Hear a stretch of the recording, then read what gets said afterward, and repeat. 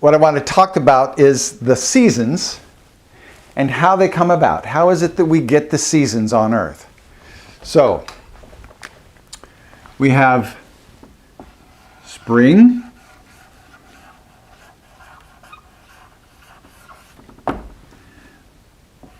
summer,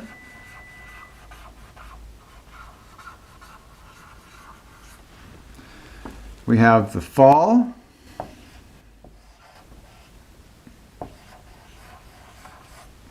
and we have the winter.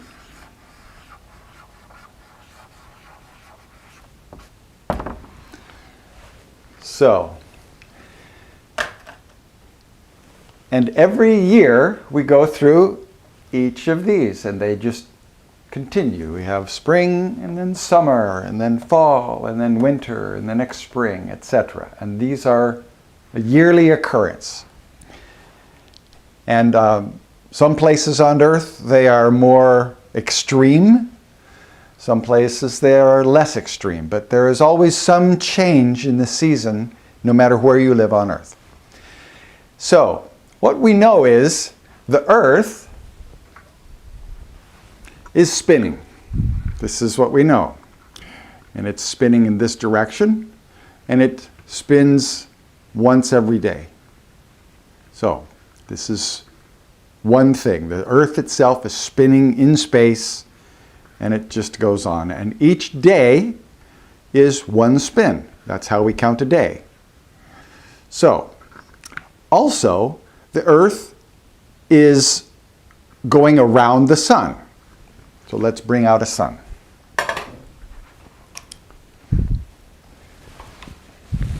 Here, turns on the sun. Okay, so the Earth itself is spinning, and it is also going around the sun. It spins once each day, and it goes around the sun each year, right? Now, there are 365 spins that take place in one circle around the sun.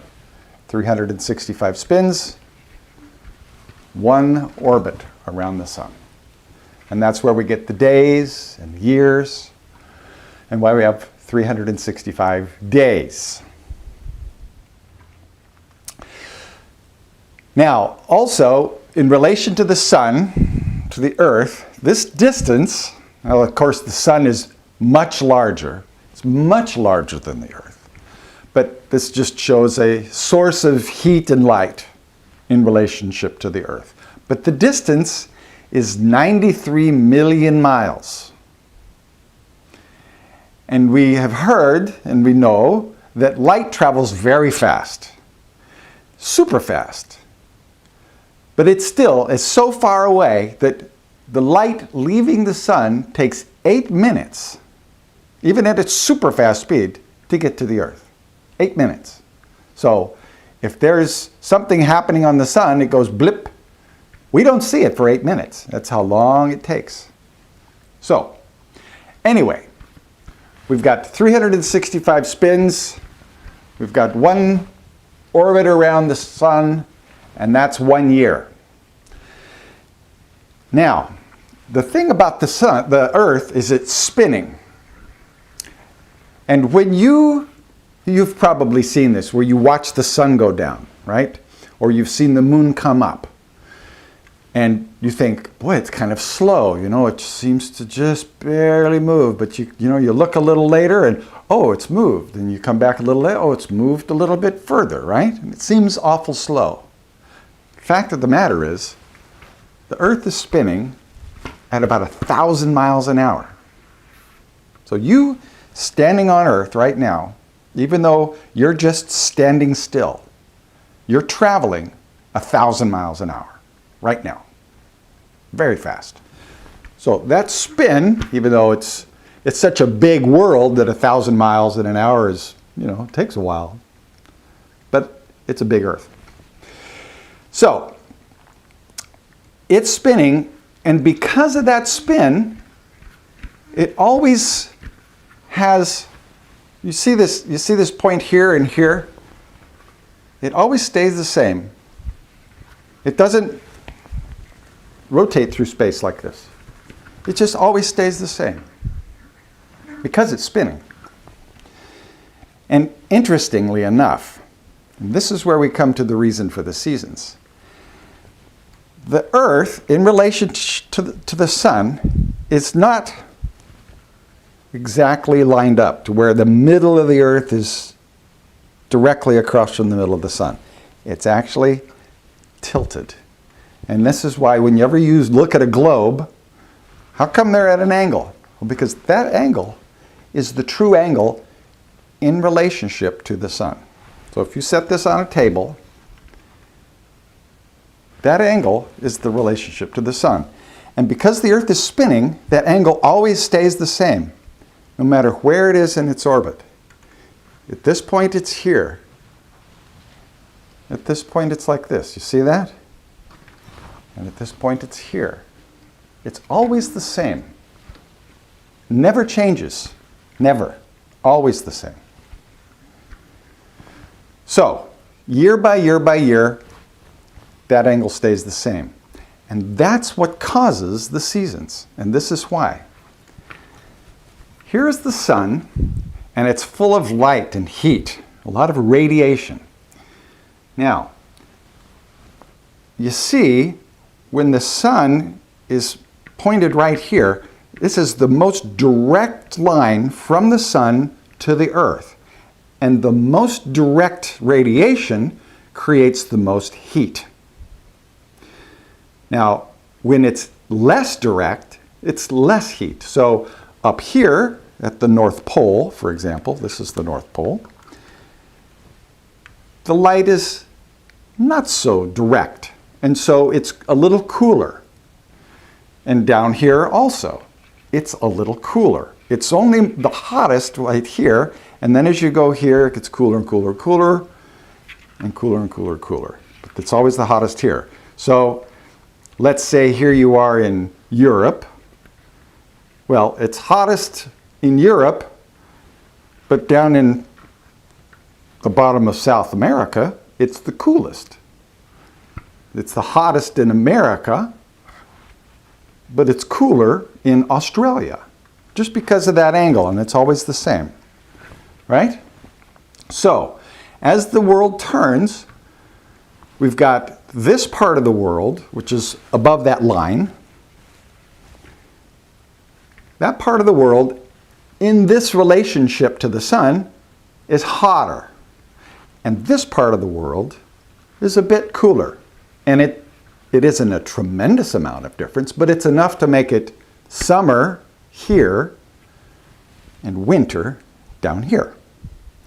Now, as the world is turning and it's rotating around the Sun, you get the Earth is on the other side of the Sun.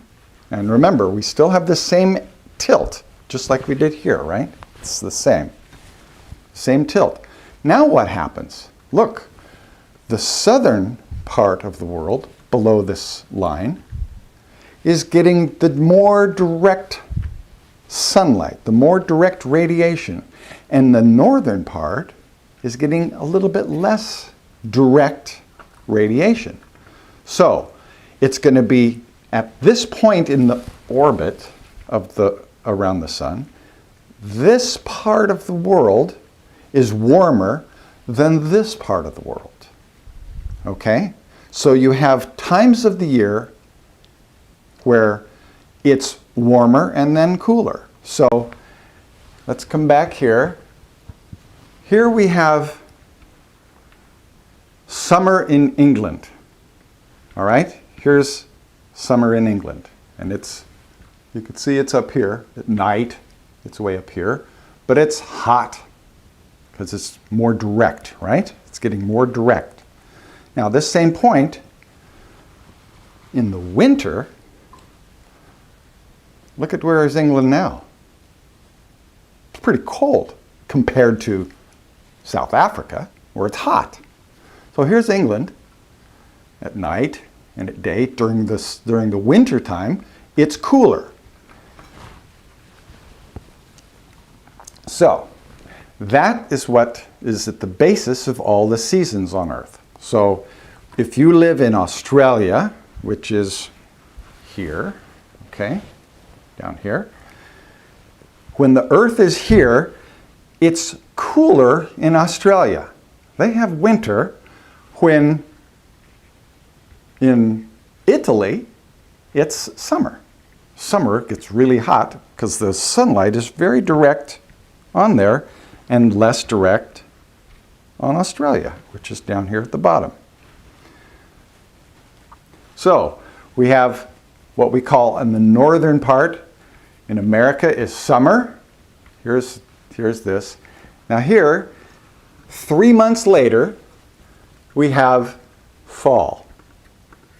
All right, it's after summer, but we're not all the way to winter, but we're halfway, and that's what we call fall. And it's not as cold as it will get, but it's not as hot as it was, right? And that's fall. And then as it approaches this part of the orbit, 3 months later, it's now the middle of winter in the north, right? South has got their summer when the Earth is here. And then 3 months later, the Earth has come around here, and we have springtime. And it's warmer than it was in the winter for the north, but cooler than it will get in the summer. So now it's summer again in the north. And similarly, as I said, in the south you have winter here, and here it's springtime in the south, but up here it's fall. So we have springtime here, fall here. We have summer in the south, winter in the north, okay? And here we have, now this has become fall for the south and spring for the northern part up here, okay? And then we're back to this part of our orbit 3 months later, where you have summer in the north and winter in the south, okay? So, let's move our sun and earth away. Okay, so springtime is when we have the earth is midway, right?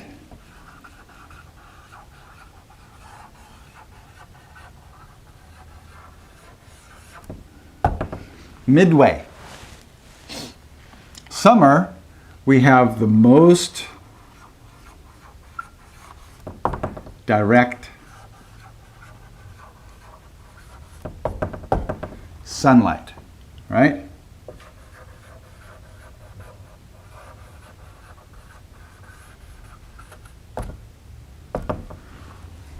Most direct sunlight.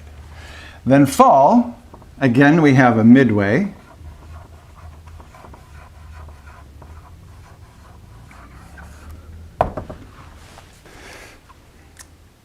And then in the winter, we have the least direct sunlight.